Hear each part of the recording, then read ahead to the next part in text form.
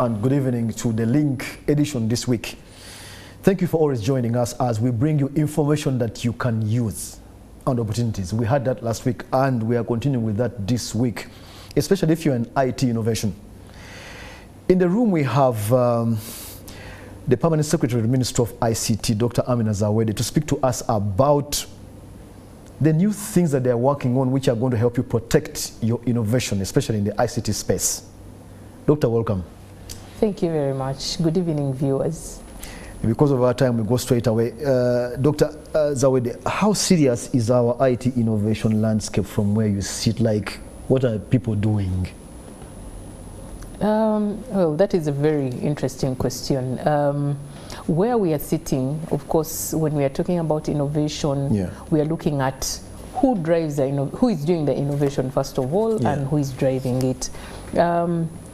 I'm going to give you just a feel of the population of Uganda and what it means. Recently, our population has now hit 43 million, and 70% of that population is below the age of 30 years old, which is about 30+ million, and our average age is 15 to 16 years old. So we are really a young population. And when you have young people, they are very creative, they are talented, innovative. So we've seen a number of people creating new things, creating systems, creating solutions for many of the challenges that we are facing.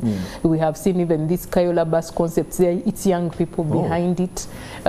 We have developed systems for government, digitized a number of things being done by young people. We see solutions being done by young people across the country. So every other day we graduate a number of students coming out of university doing STEM subjects and other professions. We also have STEM is sciences. Science, technology, engineering and mathematics. Then we have others coming from vocational institutions doing a number of things. If this was a Uganda show, I would have said by year. You know, they are creating.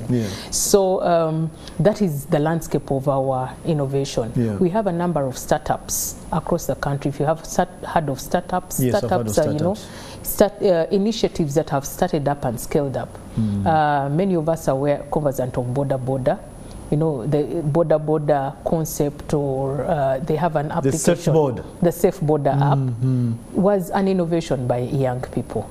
We have, on a larger international scale, we have Uber. Uber was also an innovation. So back home here in Uganda, we have a lot of things that have been started. And as government, where we are seated as a Ministry of ICT, supporting innovations that are ICT driven, we also have a Ministry of Science, Innovation and Technology that is also supporting other innovations. We have created institutions that are supporting these innovators. Government has set up a national ICT innovation hub under the ministry in Nakawa. We have supported over 100 innovators since 2019. We have also supported the setup of innovation hubs in different parts of the country, working with universities. In Kabale University, we set up a hub, Soroti University and Muni University. So knowing that these young people are everywhere, and they don't even sometimes necessarily have to be degree holders. Anybody can create anything. We see young children coding. I told you the average age is 15 to 16 years old. Others are developing small robots. I think robotics. To support some of the challenges that we are facing. Robots for irrigation, robots to support farming, and looking at our priorities as government. We are looking at now what we are singing today is the ATMs. Someone might think it's a money ATM. No, government has prioritized, agro-industrialization, tourism, mineral development, then science, technology, and innovation also supporting ICT. So in that arena and area of prioritization, we know that innovation is at the forefront of what will drive this country. The National Development Plan that we have also now embarked on, starting next financial year, the National Development Plan also prioritizes innovation. So the landscape is that without innovation, we cannot grow as a country. So we have been deliberate in ensuring that we support these young people. And Doctor, some of the people listening to us are going known to be young people. Surprisingly, they meet me on the road and they say, "Oh, I watch your stuff." That means we are talking about things they love. Yeah. They are coding, they're doing robotics, and so on. We know that I can do an innovation, maybe a robotics something, and it's easily copied by someone. That means we are lacking the patenting and protecting intellectual property rights. Why is there such a problem when government is already having the systems? What's the issue?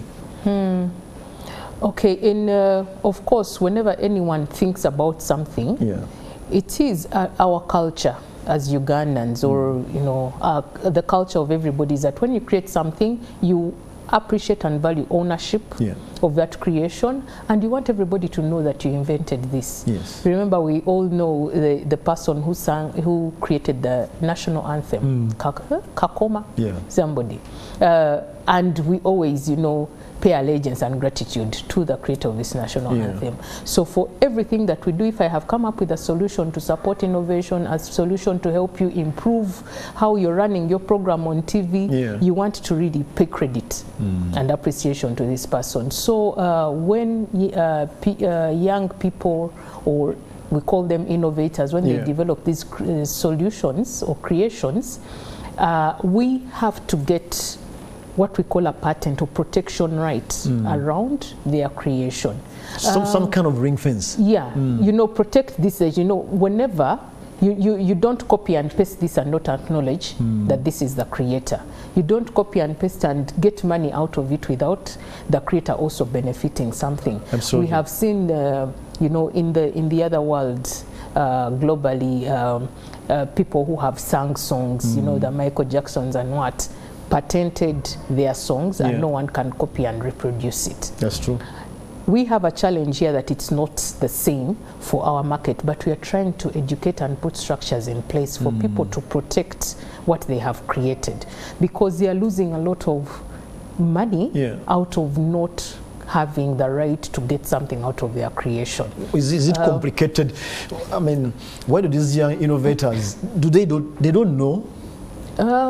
Yes, many of them do not know, for sure. So we have put in place sensitization programs or awareness programs where we are educating these young people, showing them the value of patenting their products, showing them the value of registering, we call it an intellectual property of what you have done. Instead of creating it, you go and market it. It is like, if you want a secret to be spilled out, you just tell it to the next person, and it is out there. And they will share or even change it, modify it. That is what happens when you don't protect what you have created. Someone will go and reproduce it or even improve it, and claim it. And even claim it if you're not, if they go ahead of you. So what we have done is that, of course, the entity or institution that registers patents and intellectual property is the Uganda Registration Services Bureau. URSB. It registers businesses, registers marriages, but it also registers intellectual property. So when you have invented an idea, run very fast and register it, so that when you go to tell people about it, you're already protected. But do you think it's expensive, Doctor? It's a perception. No. It is not expensive. Yes, well, perception is there, but today I'm here to break, Absolutely, that's why we have in the studio. They are here, they say, process. Process or I will be taxed, or they will know what I am doing, they will take away my those fears founded? No, they are not. And that is a message that I want to bring to our viewers out there, especially the young people that we are targeting, the 70% plus. I know NTV has another program, the 77%. I don't know whether that is also resonating with the majority of our population. But yes, URSB has a process you go through. There is a process for everything, so people shouldn't fear processes, but this process is digitized.